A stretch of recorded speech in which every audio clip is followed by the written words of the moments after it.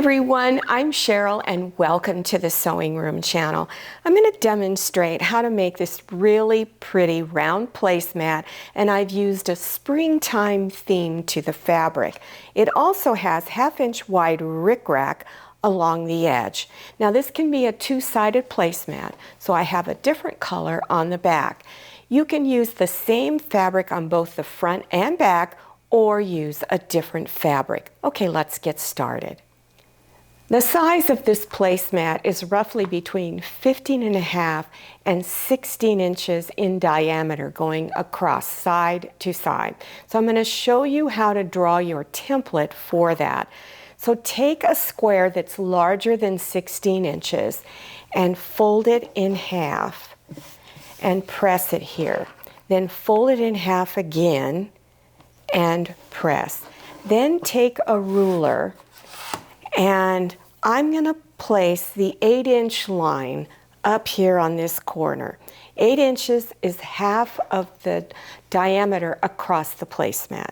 So I'm going to place that 8-inch line up here in this corner, and every time I turn it, I'm going to draw a line. So right now I'm going to draw a line here, move it a little bit, make sure the 8-inch line is right there, and I'm going to keep doing that all the way around till I get over here to the other side.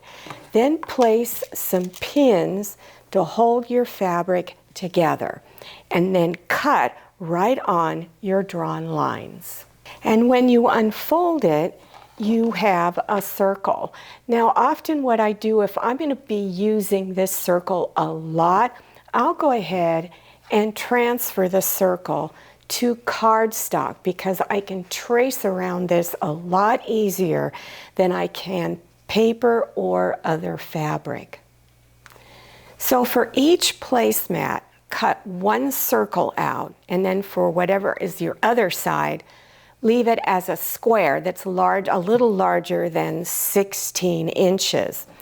On your circle piece, you're going to put your interfacing. So you're either going to use medium to heavyweight iron-on fusible interfacing or fusible fleece.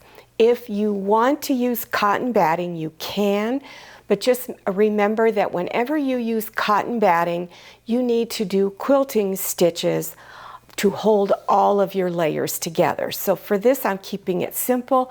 I'm using the interfacing, or you could use the fleece. That's the easiest method. I'm using rickrack that is made by Wrights. It's 1/2 inch wide. For one package, you're going to have enough to get 2 placemats done. You can buy rickrack at fabric stores, Amazon, Etsy.com, and many other sewing supply websites. So when you go to put it on your placemat, you're going to place one edge of your rickrack along the edge of your circle fabric. You'll begin stitching. You're going to go in a 1/2 inch from the end here. You don't want to stitch this end down yet. We'll deal with that later. So go in at least a 1/2 inch or a little more. Stitch down the center of the rickrack all the way around. Now when you're sewing this on, don't pin the rickrack on and then try to sew it on. That's not the best way to do it. Stitch a little bit, place the rickrack along the edge, stitch a little bit more. This way you can turn your fabric slowly and you're not going to have a lot of bumps. Now when you come to where you're almost done and you're bringing this other end towards it, pull this end here out of the way. Then take this one, overlap, and pull it out towards the edge. And then finish stitching it down, right down the center. Now take your square fabric and place the pretty side facing up. That's called right side.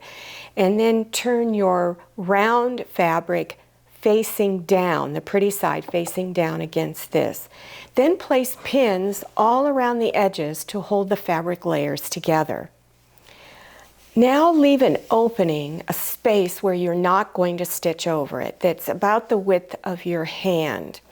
So here's where I'm going to start stitching. This is one side of the opening, and I'll stitch right on top of my stitch line that has the rickrack holding it on. So as you can see, there's that dark line. I'm going to stitch on that. When I come around to where I have 2 pins, that's the other side of my opening, I'm going to back stitch there. After stitching, then you're going to trim your square fabric down to the same size as your circle fabric. So you would go all the way around. To prevent your edges from curling up, which is a common problem when doing circular projects, you want to go in with a pair of scissors like this, and don't stitch through the, don't cut through your stitch line, that's what I'm trying to say, and do little clips, and you want them fairly close together. So go all the way around the circle, doing little slits. Now reach through your opening and turn this front side out. Once you get it turned front side out, you want to reach inside again and push against your edges and tug on the rickrack to get it to come out. And then press everything flat. Give it a good pressing. Now here's where my opening was. You'll turn those opening edges inside and place pins to hold. Then on this top side here where I have this print, you're going to stitch about 1/8 of an inch away from the fabric edge all the way around. Now I'm going to show you a really quick method for making simple, very basic fabric napkins. Now fabric napkins are about the size of a fat quarter. So if you have a lot of fat quarters around that kind of go with your fabric, you can use those to make some quick napkins. So here is some. This just came from my stash of fabric. I found these that go with it. This came out of a fat quarter. So all of your fabrics are coordinated really well together. So here's how you do it. Press your fat quarters flat.